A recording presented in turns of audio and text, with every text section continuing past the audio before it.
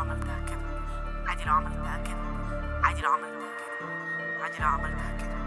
عادي لو عملتها كده، عادي لو عملتها كده. يا احترامي لاحترامه، الذوق هيعدي لو كان قرارك زي جارك، محدش هيفكك عني لو كنت مين عرف آرائك، ومني مش هتعدي فاحسب كويس آرائك، عشان الذنب مش ذنبي، ماشي في الدنيا بشروطي وفن، ايد سلام واللسان متقولش عني، كان تمام فرصة انا واخد حقي، بس كان زمان موضوع بعيد عندي، يا احترامي لاحترامه، الذوق هيعدي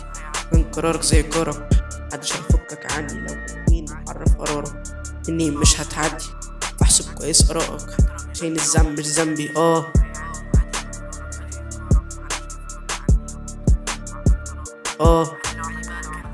عادي لو عملتها كده، عادي لو عملتها كده، عادي لو عملتها كده، عادي لو عملتها كده، عادي لو عملتها كده، عادي لو عملتها كده،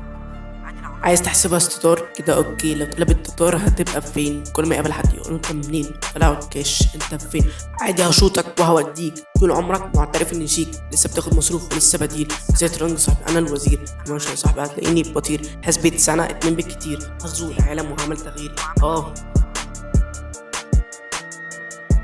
عون كتير في حتت مجهولة، 1 2 اتقسمت الفولة، بعد الفرسة عيتلك الزتونة، بس برضه مطلعتش الأولى. احترامي احترامه، الذوق هيعدي لو كان قرارك زي الكورة، محدش هيفكك عني لو كنت مين عرف قرارك، مني مش هتعدي فاحسب كويس آرائك، عشان الذنب مش ذنبي.